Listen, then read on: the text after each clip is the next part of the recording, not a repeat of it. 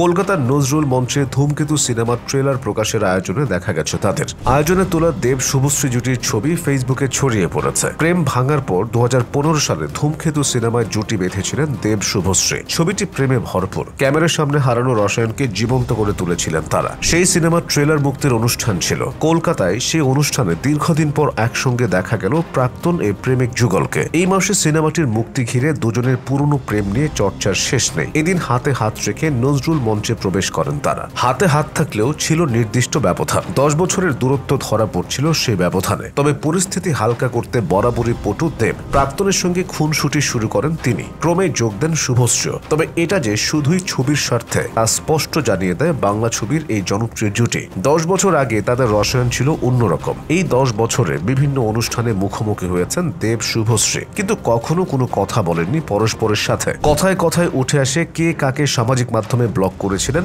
শুভশ্রী বলেই দেন দেবী ব্লক করেছিলেন তাকে। সেই দূরত্ব তারা এদিন ঘুচিয়ে দিলেন। এদিন মঞ্চেই ফের পরস্পরকে ইনস্টাগ্রামে অনুসরণ করলেন। উঠে আসে প্রচ্ছন্ন প্রতিযোগিতার কথাও। তবে এই অনুষ্ঠানে আসেননি রাজ চক্রবর্তী। দেব শুভশ্রী জুটিকে নিয়ে আলোচনার মধ্যে শুভশ্রীর স্বামী চিত্র পরিচালক রাজ চক্রবর্তীর সাক্ষাৎকারে দেব শুভশ্রী জুটির প্রশংসা করেছেন। রাজ চক্রবর্তী বলেন, দেবের প্রাক্তন বান্ধবী শুভশ্রী আমার স্ত্রী। প্রত্যেক মানুষের অতীত আছে, আপনার জীবনেও হয়তো আছে। সেটা নিয়ে কথা বললে কি আপনার ভালো লাগবে?